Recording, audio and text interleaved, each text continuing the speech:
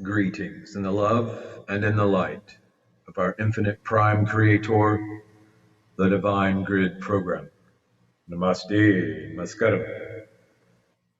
Before I share this most recent Valtor the Interdimensional Inquisitor story, I want to make an observation as far as how I present these stories and my writing style. And I have come to realize that the way I present the narrative, the flow of the story, is very similar to guitar playing, and in particular, the types of guitar playing that you'll find within blues guitar and jazz to some extent, and most certainly rock and roll. But it is most um, predominant and most a featured element within blues guitar playing, a technique called call and response, where you present a short melodic theme or a series of notes or a melody, and you sort of develop that theme, but it involves some repetition, and it does involve ultimately resolution, but it's something very particular to the blues guitar playing. And I've noticed that in my stories that I present, I will make a statement or create a scene, an image with the words that I used for the story, and then I kind of come back and repeat it just with a slight variation. But the the intent is um, to firmly fix or present in the most dramatic way possible, a particular idea or scene or image as far as the narrative of the story. So that being said, um, I hope you enjoy this most recent Valtor, the Interdimensional Inquisitor story. Um, and this is part of the continuing saga of the Tales of the Cosmic Throne. Valtor stood stoically beside the entrance of the tomb, his armor gleaming in the dim light of the early morning. He was a veteran soldier, a proud member of Legio Tenfretensis. X, of course, this is a Roman legion, so we're using Roman numerals. So X is 10. So Legion Tenfretensis. And that's actually the actual Roman legion that was their garrison at the time of crucifixion of the Christ. So somewhat historical accuracy being preserved here. He was a veteran soldier, a proud member of Legio Tenfretensis, and had been assigned the task of guarding the tomb of the recently crucified Jesus of Nazareth to prevent any tampering or theft of the corpse of the Christ. The events leading up to this moment had been strange and unsettling, but Valtor had always prided himself on his unwavering dedication to duty. As the hours passed, Valtor found himself lost in thought, pondering the incredible events of the past few days. He had heard stories of this man named Jesus, who had stirred up controversy and gained a following with his teachings of love and compassion. The crucifixion of Jesus had been unlike anything he had witnessed before. There was an air of unease that hung over Golgotha, as if the very earth had trembled in response to the crucifixion. As a seasoned veteran within the imperial war legions under the eagle banner of Rome, Valtor had witnessed many remarkable events. However, the crucifixion had been a most momentous occurrence, surrounded by an eerie darkness and accompanied by an earthquake that shook the ground. It was a day unlike any other. Valtor had heard whispers of the miracles Jesus had performed, and curiosity gnawed at his heart. As the first rays of dawn began to break through the sky, Valtor's attention was suddenly drawn to a brilliant light emanating from within the tomb.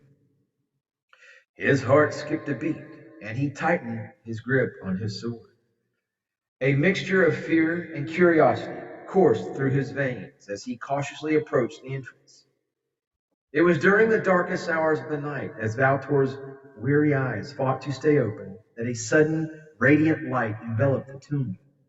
Startled, he rubbed his eyes, thinking it was a trick of exhaustion. But as his vision cleared, he saw something that defied all reason. The large stone sealing the tomb had been rolled away, and a figure clothed in brilliant white stood before him. Valtor's heart raced, and he reached for his sword. But a serene presence emanated from the figure, quelling his fear. As the radiant being approached, Valtor fell to his knees, his hands trembling. Who are you? He managed to stammer. I am an angel of the Lord, the figure spoke, his voice resonating with divine power. Do not be afraid, for I bring you good tidings. Jesus, the one who was crucified, has risen from the dead, just as he foretold. Valtor could hardly comprehend the magnitude of those words. He had witnessed countless deaths on the battlefield, but the concept of resurrection seemed beyond the realm of possibility. The angel continued, You have been chosen to be a witness of this miracle. Go forth and spread the news of Jesus' resurrection. Let the world know that the death has been conquered. Valtor's heart swelled with awe and wonder. The words of the angel rang true, resonating with a truth he could no longer ignore. His life had been dedicated to the sword, to serving the empire, but this encounter challenged everything he thought he knew. Valtor peered inside the tomb, and his eyes widened in astonishment. Jesus' body was nowhere to be found. The burial shroud lay neatly folded, as if the body had simply vanished from within. A profound sense of awe overcame Valtor as he realized that he had just witnessed something truly extraordinary. In that moment, Valtor's world shifted. His faith in the Roman gods, which had been unwavering throughout his life, began to waver. He felt a deep stirring within his soul, a sense of profound truth that resonated with the teachings he had heard about Jesus. Doubt and skepticism melted away as he stood face to face with the empty tomb. Valtor fell to his knees, his armor clattering against the stone floor, and tears streamed down his weathered face. He had witnessed a miracle, the resurrection of a man believed to be the Son of God.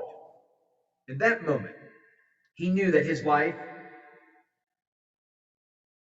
would never be the same again. Slowly, Valtor rose to his feet, his heart overflowing with newfound hope and purpose. He made a solemn vow to honor the memory of Jesus Christ and the lessons he had taught. No longer would he serve the Roman Empire blindly, for he had found a higher calling. Valtor left his post at the tomb, his fellow soldiers watching in bewilderment. He ventured into the world, spreading the message of love, forgiveness, and redemption that had touched his soul. He became a disciple of Jesus, dedicating his life to sharing the transformative power of faith.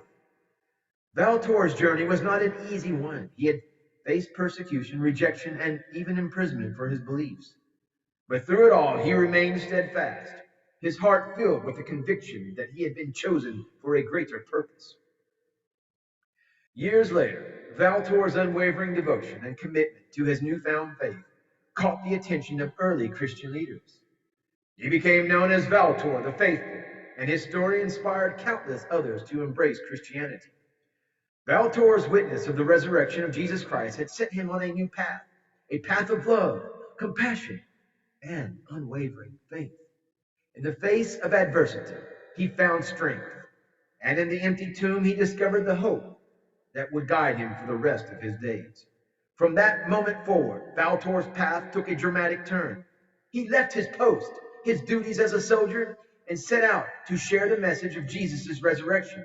As he journeyed through the lands, Valtor witnessed the transformative power of Christ's teachings. He saw lives mended, hearts healed, and hope rekindled. The story of Jesus' resurrection became his beacon, guiding him to a new life of faith, compassion, and love. Valtor's newfound purpose led him to become a disciple, sharing the gospel with all who would listen.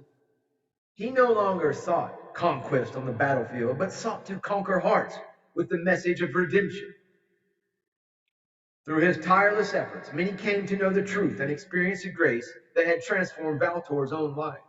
In time, Valtor's name became synonymous with unwavering faith, and his journey from soldier to disciple inspired countless others. He would forever be remembered as the valiant warrior who witnessed the resurrection of Jesus Christ, allowing it to reshape his existence and pave the way for a new path of life, one of love, forgiveness, and eternal hope.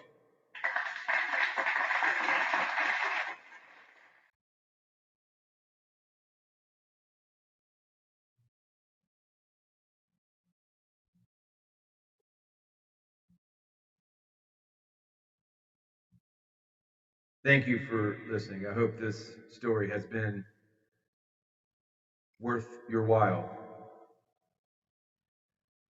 Namaste. Namaskaram.